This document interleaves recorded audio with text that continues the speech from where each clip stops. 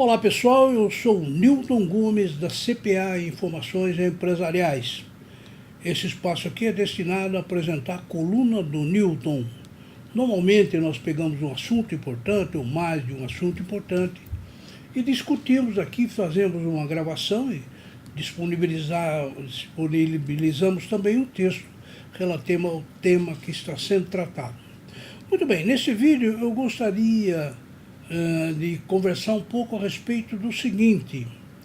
O secretário especial da Receita Federal, nomeado recentemente, o Marco Cintra, ele deu uma entrevista no jornal aí, falando a respeito de trocar a fonte de financiamento da Previdência, que hoje é frágil, por uma outra mais sólida e estável, né?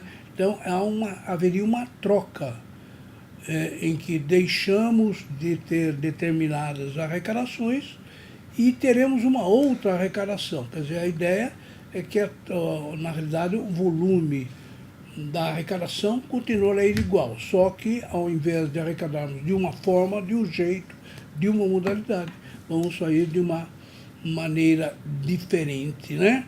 E para fazer isso nós temos três alternativas, três hipóteses que nós vamos discutir. Comigo aqui a Júlia.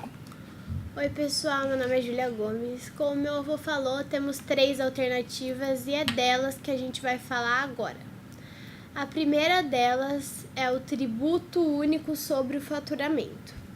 A alternativa mais provável é a adoção de um tributo com alíquota única sobre o valor da venda dos bens e serviços.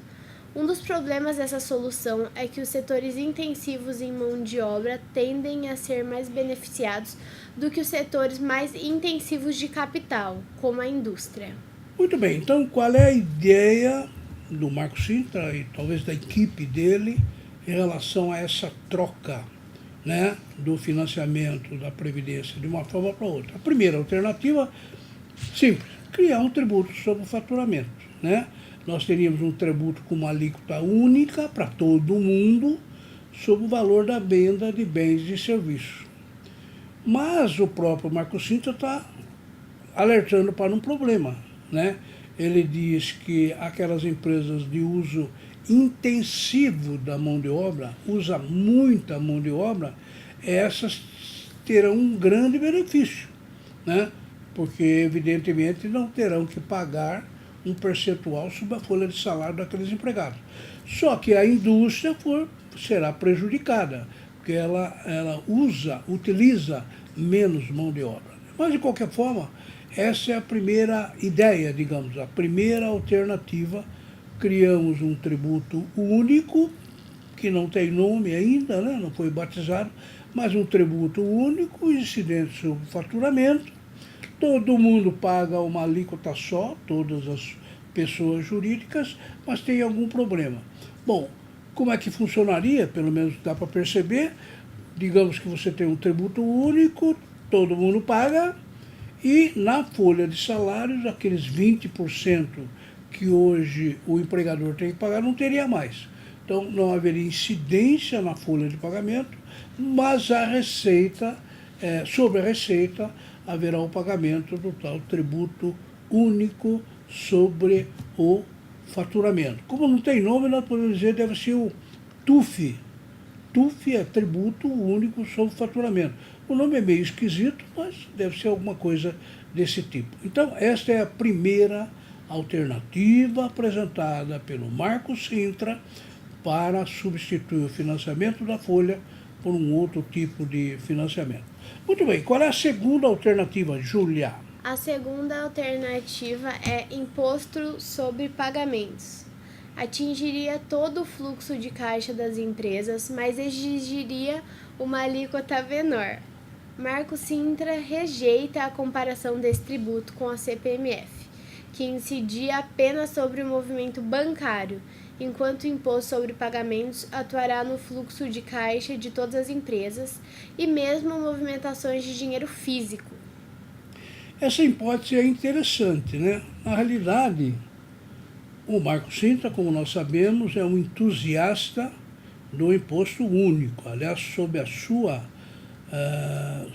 teoria, é que se construiu a ideia do imposto único há muitos anos atrás e nós acabamos desaguando na CPMF, que inclusive ela foi demonizada até hoje, ninguém quer nem ouvir falar dessa CPMF. Acho que é por isso que o Marco Cintra já fica de antemão defendendo essa ideia. Então, como é que seria um imposto sobre todo o fluxo de caixa das empresas? Tudo que movimentar pagaria esse imposto, não só no banco, né?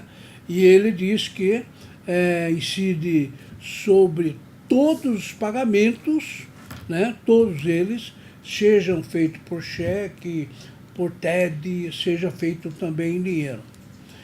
Me parece que a ideia dessa segunda alternativa, desse imposto sobre pagamentos, é coletar um pouco aquele movimento que escapa vamos chamar assim, da bancarização. Aquilo que não está rodando através do banco, que não tem um certo controle, etc., né? Aliás, não é por outra razão que nós temos o COAF, né? Que ele exatamente pega essas operações que não tem comprovação com cheque, ou TED, etc., tal. Talvez a ideia, essa segunda alternativa, fosse pegar essa movimentação. Então nós diríamos, uma empresa, durante o dia, ela pagou 100 mil reais de compras e etc., tal, só que ela pagou 60 em cheque e pagou 60 em dinheiro. Esse imposto sobre pagamentos incidiria não só sobre a parte dos cheques, que a CPMF é desse jeito, mas também sobre a parte de pagamento em dinheiro físico, né? Então pegaria todo o fluxo de caixa. É uma ideia, não sei bem como é que isso funcionaria na prática, no controle, mas é uma ideia dele que está aí essa segunda alternativa. Muito bem, e depois nós temos a terceira alternativa apresentada pelo Marco Cintra nessa entrevista que deu na semana passada ao jornal Valor Econômico. Vamos lá, Júlia. A terceira alternativa é a taxa adicional dentro do IVA. IVA é o Imposto sobre Valor Agregado.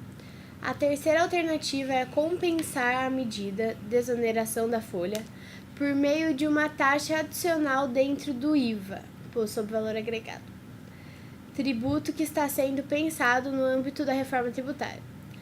Essa hipótese tem um problema. Dependeria da aprovação da reforma mais ampla, que ainda não se sabe quando vai ocorrer, pois a prioridade atual é a reforma da Previdência. Muito bem. No primeiro caso, é um tributo sobre faturamento, como PIS, como COFINS, como ISS, incidiria sobre faturamento, né? Uma alíquota única, não tem não cumulativo, ela é cumulativo, tal.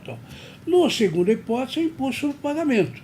A empresa faz lá os seus controles, etc., verifica quanto pagou e, pumba, incide inclusive cheque, TED e também dinheiro. A terceira alternativa, vejam que eles fazem um acasalamento do IVA com esta, digamos assim, com esse adicional do IVA, né? Imaginando, por exemplo, que o IVA, fala-se muito sobre isso, né?